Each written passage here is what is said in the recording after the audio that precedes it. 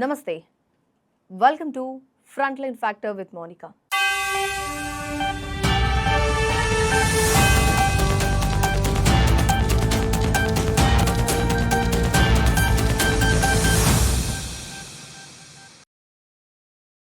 America president Trump టారిఫ్ల బాధుడిని భారత్ ఎప్పుడూ డోంట్ కేర్ అంటూ వస్తోంది. ముందు 25% అన్నారు, తర్వాత 50%కి పెంచారు.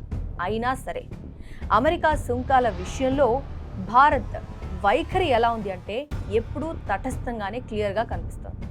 ట్రంప్ టారిఫ్లకు అస్సలు బెదరట్లేదు.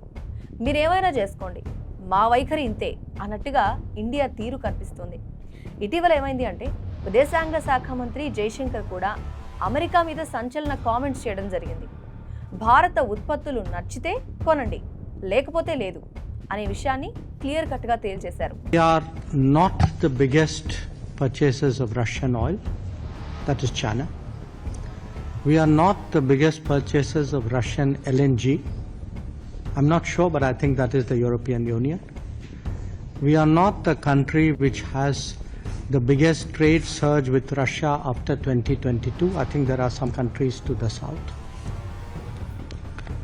We are a country where actually the Americans said for the last few years that we should do everything to stabilize the world energy markets, including buying oil from Russia.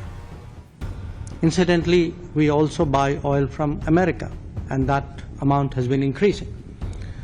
So, quite honestly, we are very perplexed at the logic of the argument that you had referred to. ఆయన వ్యాఖ్యలు చూసిన తర్వాత Trump విషయంలో India ఒక నిర్ణయానికి వచ్చేసినట్టుగా మనకు తెలుస్తోంది. అయితే ఇండియా తీసుకుంటున్న గట్టి నిర్ణయాలు ఏ విధంగా ఉన్నాయి ఇప్పుడు మనం పూర్తిగా తెలుసుకుందాం. ప్రపంచ మార్కెట్లో అమెరికా ఆధిపత్యానికి చెక్ పెట్టేందుకు ఇదే కరెక్ట్ టైం అని ఇండియా భావిస్తున్నట్టుగా కనిపిస్తోంది. అందుకే టారిఫ్లతో ఎంత తన దారికి తెచ్చుకోవాలి అని చూస్తున్నప్పటికీ ఇండియా మాత్రం అమెరికాకు అస్సలు చిక్కట్లేదు. మీరేమైనా చేసుకోండి, మాకు పోయేదేమీ లేదు అన్నట్టుగా వ్యవహారాన్ని నడిపిస్తోంది భారత ప్రభుత్వం. మరొక వైపు ఈ అదనపు సుంకాల వ్యవహారం మీద చర్చించేందుకు మంగళవారం ప్రధానమంత్రి నరేంద్ర మోదీ కార్యాలయంలో ఒక ఉన్నత స్థాయి సమావేశాన్ని కూడా నిర్వహిస్తూ ఉన్నారు. ముఖ్యంగా అమెరికా విధించిన 50% సుంకాల ప్రభావం ఎలా ఉంది, దాన్ని ఎదుర్కోవాలి అంటే ఎలాంటి చర్యలు తీసుకోవాలి అనే దాని మీద ఫోకస్ పెట్టినట్టుగా తెలుస్తోంది. ట్రంప్ టారిఫ్ల వల్ల భారత్ ఎగుమతిదారులు తీవ్రంగా ప్రభావితం కాబోతున్నారు. ఈ ప్రభావాల్ని తగ్గించడానికి ప్రభుత్వం చేపట్టవలసిన చర్యలు ఎలా ఉండాలి అనే అంశం మీదే చర్చిస్తున్నారు.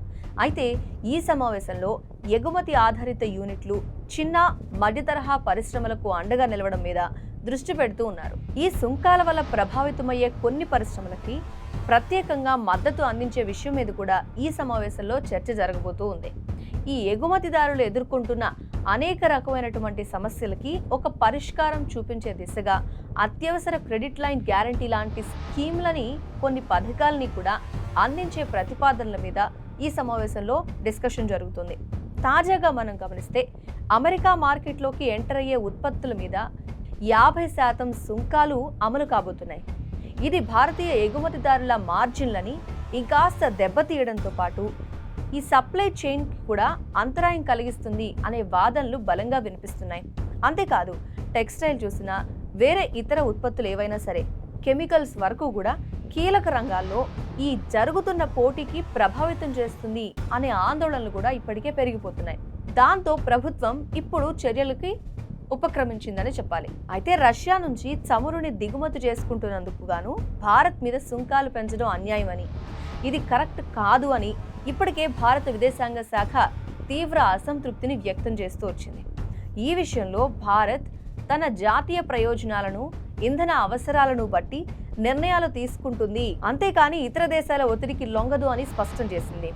ఇలాంటి పరిణామాల మీద ప్రధాని మోదీ కూడా రైతులు, మత్స్యకారులు, పాడి రైతుల ప్రయోజనాలకు భారత్ ఎప్పటికీ రాజీ పడదని, దానికోసం ఎంత కష్టమైనా సరే ఎదుర్కోవడానికి సిద్ధంగా ఉన్నామని చెప్తున్నారు. అందుకే ఇప్పుడు భారత ఎగుమతిదారులకు ఏ విధంగా మద్దతు ఇవ్వాలి అనే దాని మీద ఒక స్పష్టమైన నిర్ణయానికి తీసుకోవడానికి పిఎంఓలో జరుగుతున్న ఈ కీలక సమావేశం ఒక వేదిక అయింది. అయితే ఇప్పటికే ఇండియాతో వాణిజ్యం వల్ల అమెరికాకు కలిగే ప్రయోజనాలేంటి అనే విషయం గురించి కూడా ఇప్పుడు పూర్తిగా డీటెయిల్స్ అన్ని సేకరించి భారత్ యుఎస్లో ఒక లాబియింగ్ టీంని కూడా రంగంలోకి దించింది. మొత్తానికి వాళ్ళంతా చేసే పనేంటి అంటే ట్రంప్ ప్రభుత్వంలో కీలకంగా ఉన్న వాళ్ళతో చర్చలు జరుపుతున్నారు. అయితే వాళ్ళ ద్వారా ట్రంప్ మీద ఒత్తిడి పెంచాలి అనే ఒక ప్రయత్నం వీళ్ళు చేస్తున్నారు. మొత్తంగా ఈ నిర్ణయాలన్నీ కూడా ప్రజలకు ఎంతవరకు ఉపయోగపడతాయి, ఈ సుంకాల ఎఫెక్ట్ ని తగ్గించడానికి ఈ మీటింగ్ ఏమన్నా ఉపయోగపడుతుందా అనేది మాత్రం రాబోయే రోజుల్లో మనకి క్లియర్ కట్ గా తెలుస్తుంది వాళ్ళ కార్యాచరణ ద్వారా.